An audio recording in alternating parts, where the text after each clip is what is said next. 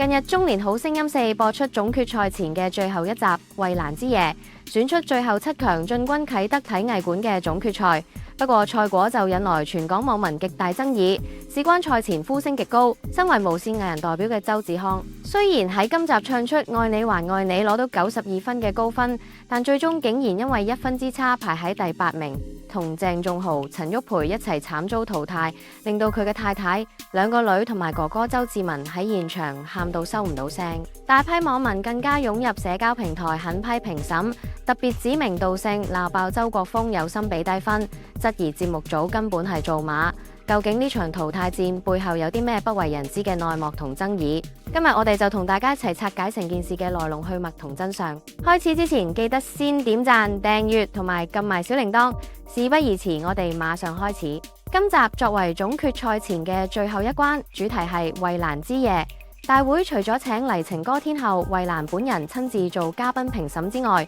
仲揾咗麥玲玲同許秋怡擔任知音人。10強選手要逐一挑戰衛蘭嘅經典名曲，真係少啲唱功都撐唔住。成個階段其實一早採取咗累積排名分制度，10強選手要經過多個回合累積積分，最後分數最低嘅3位就會被淘汰，無緣踏上啟德嘅決賽舞台。其實喺呢集播出之前，網上同埋報章一早已經流傳出疑似嘅7強名單。當時名單一出，好多人都半信半疑，因為名單入面竟然顯示所有無線藝人代表同埋香港本土代表會喺呢個回合全軍覆沒，而最後出街嘅賽果竟然同呢份流出嘅名單一模一樣，令到好多一直支持香港本土參賽者嘅觀眾感到非常失望同憤怒。喺呢場關鍵嘅淘汰賽入面，周志康揀咗高難度嘅《愛你還愛你》作賽。平心而論，佢當晚嘅發揮相當出色，成功帶動到全場嘅氣氛，連原唱者衛蘭都聽得非常投入。最終周志康攞到92分嘅高分，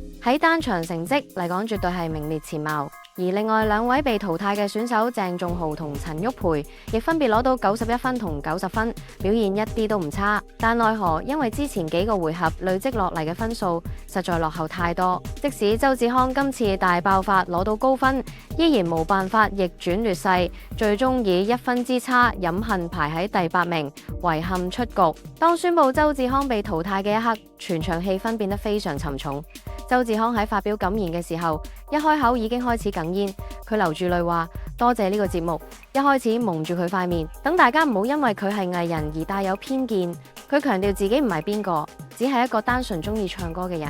佢好感恩呢個節目，令佢發現原來自己嘅歌聲係可以觸動到人，覺得自己真係好幸運。佢亦不忘多謝一齊奮鬥嘅指隊隊友，話大家每一次唱歌都背負住好多背後嘅故事，希望大家繼續支持晉級7強嘅朋友。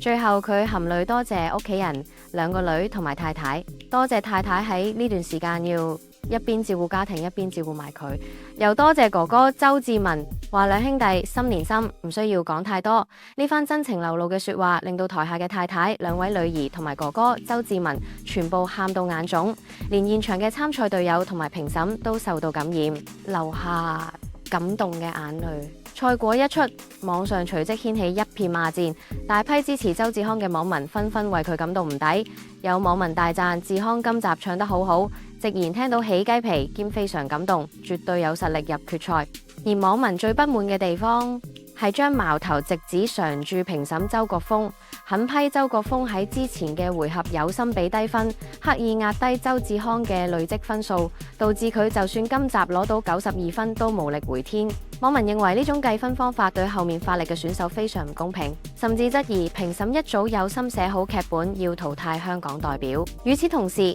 另一位成功晉級7強嘅選手吳奕偉就成為咗網民嘅宣洩對象。吳奕偉當晚雖然得到90分順利晉級，但唔少網民就質疑佢實力不足，認為佢每次唱廣東話歌咬字都非常唔清不楚。有網民直言，如果唔睇字幕根本聽唔明佢唱緊乜，但偏偏評審次次都俾佢90分以上，質疑評判放水，甚至有人用做馬嚟形容，認為吳奕偉係霸住咗個位，應該一早要被淘汰，反而唱得好有感染力嘅周志康就要出局，令人非常不服。其實回顧翻成個賽程，周志康喺呢一季嘅表現可以話係越戰越勇。佢由一開始頂住藝人嘅光環同壓力參賽，慢慢用實力證明自己。喺之前嘅突破之夜入面，佢更加憑住出神入化嘅演繹，奪得過單集最高榮譽嘅 MVP。當時佢用腳控制麥克風架嘅舞台風姿，仲俾評審大讚型到爆。人緣極好嘅佢，不單止得到大批觀眾支持，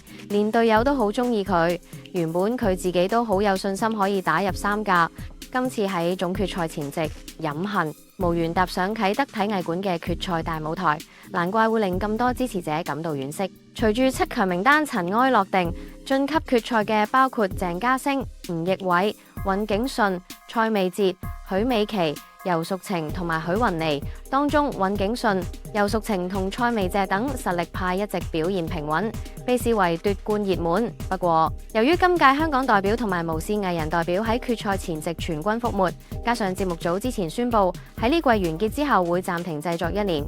等整個幕後團隊同觀眾都可以喘息同重新調整步調，令到呢個節目的未來增添咗唔少變數，亦令到呢一屆嘅總決賽更添爭議性。其實睇返今次周志康被淘汰嘅成個過程，背後反映出嘅賽制問題，先至係引爆觀眾怒火嘅最大導火線。呢個累積排名分嘅玩法，雖然表面上係想考驗參賽者嘅持久力同穩定性，但實際上就變成咗一個好難打破嘅宿命。周志康喺前面嘅回合，因為種種原因，例如揀錯歌或者發揮唔夠極致，導致分數一直被壓住，處於一個非常被動嘅落後位置。去到最後呢一關，就算佢使出渾身解數，唱出咗攞到92分高分嘅代表作，全場觀眾同原唱者衛蘭都拍爛手掌。但因為之前落後得太多，呢個單場嘅大爆發，最終都只係化為無用功。呢種因為之前失利而一早注定冇得翻盤嘅賽制，令到成個比賽後期失去咗逆轉嘅懸念，亦令到好似周志康咁樣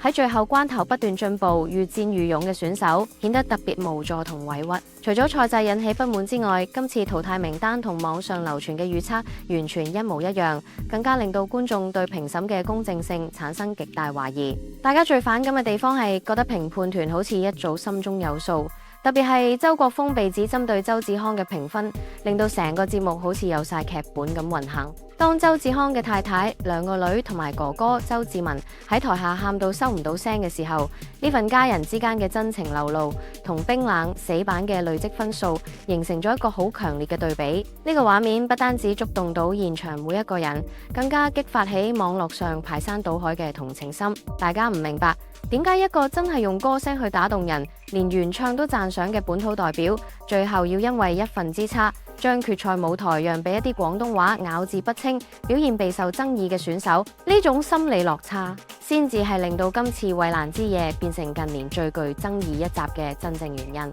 其實呢個累積積分制最唔合理嘅地方，係抹殺咗參賽者後面嘅努力同埋進步。大家要明白，唱歌比賽最精彩嘅地方，就係睇參賽者點樣突破自己，點樣喺逆境中絕地反擊。周志康由第一集開始，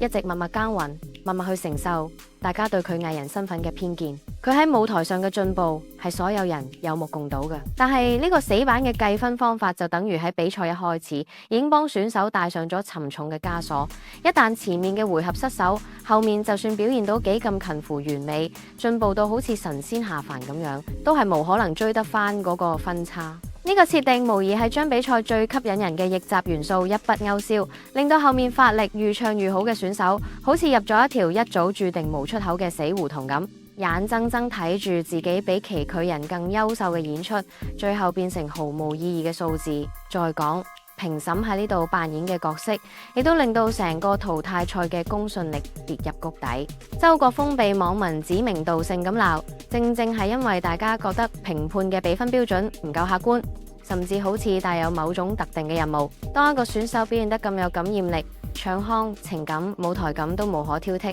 但評判俾出嚟嘅分數，竟然同大家現場感受得到嘅效果有咁大落差，甚至連原唱者衛蘭都深受感動嘅時候，評判依然可以狠下心腸俾出低分。呢種做法真係好難說服到一直追看節目嘅忠實觀眾。網民會懷疑節目組一早設定好劇本，刻意淘汰某些本土代表，其實完全係合情合理，因為成個結果表現出嚟嘅唔係一個公平競爭嘅歌唱舞台，反而更似係一個一早計算好用1分之差去製造話題同戲劇效果嘅娛樂真人 show。其實網民之所以咁憤怒，去到幫周志康出頭，甚至質疑評判做馬嘅地步，好大程度係因為呢場淘汰賽嘅時間線同背景，正正處於一個非常敏感嘅時刻。大家要知道，呢集係去到總決賽前嘅最後一步，一眾選手奮鬥咗咁多個月，為嘅就係可以踏上啟德體藝館呢個咁有代表性嘅全新大舞台，去爭奪最後嘅最高榮譽。周志康一路上嘅努力，